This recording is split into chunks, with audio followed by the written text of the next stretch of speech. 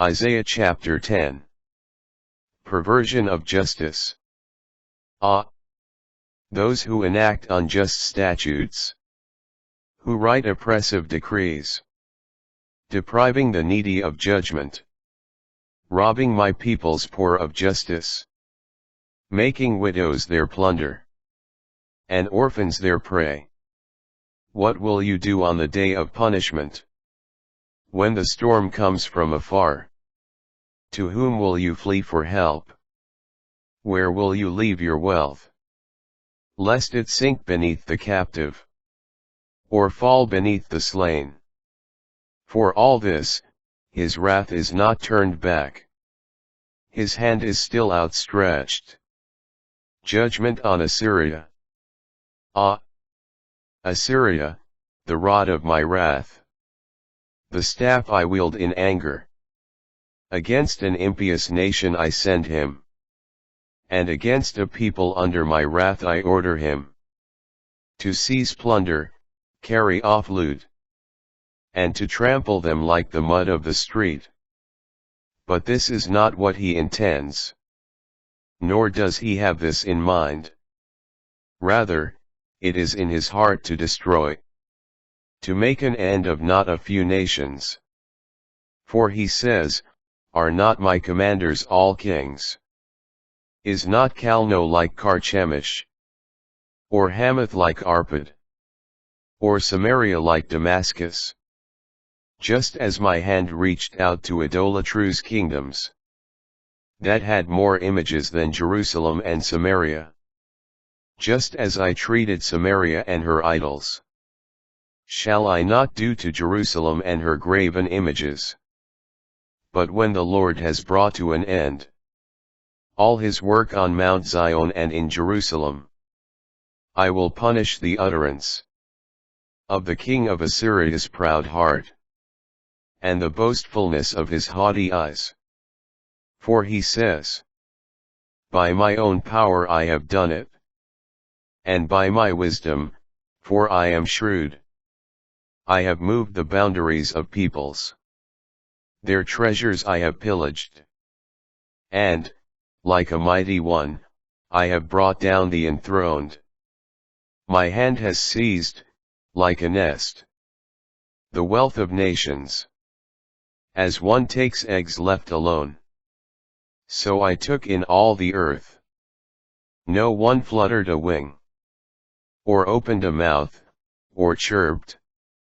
Will the axe boast against the one who hews with it?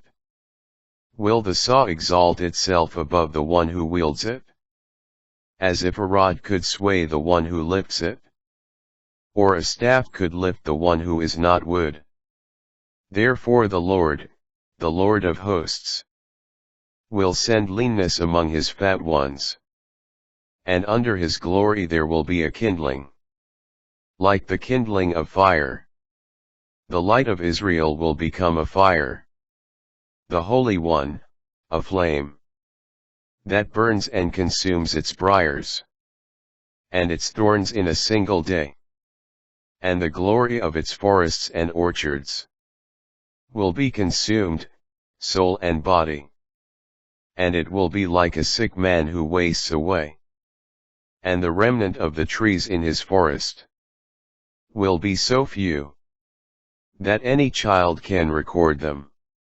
On that day, the remnant of Israel, the survivors of the house of Jacob, will no more lean upon the one who struck them, but they will lean upon the Lord, the Holy One of Israel. In truth, a remnant will return, the remnant of Jacob, to the mighty God. Though your people, O Israel, were like the sand of the sea, only a remnant of them will return. Their destruction is decreed, as overflowing justice demands. For the Lord, the God of hosts, is about to carry out the destruction decreed in the midst of the whole land. Therefore thus says the Lord, the God of hosts, my people, who dwell in Zion, do not fear the Assyrian. though he strikes you with the rod, and raises his staff against you as did the Egyptians. For just a brief moment more, and my wrath shall be over, and my anger shall be set for their destruction. Then the Lord of hosts will raise against them a scourge such as struck Midian at the rock of Oreb. And he will raise his staff over the sea as he did in Egypt. On that day, his burden shall be taken from your shoulder, and his yoke shattered from your neck. The march of an enemy army. He has come up from Rimmon. He has reached Aioth, passed through Migron. At Michmash he has stored his supplies. He has crossed the ravine. At Geba he has camped for the night. Ramah trembles. Gibeah of Saul has fled.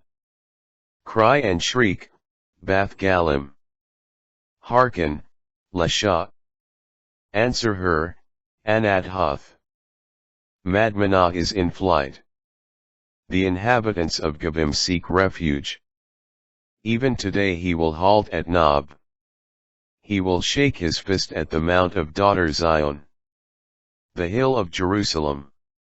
Now the Lord of hosts, is about to lop off the boughs with terrible violence. The tall of stature shall be felled, and the lofty ones shall be brought low. He shall hack down the forest thickets with an axe, and Lebanon in its splendor shall fall.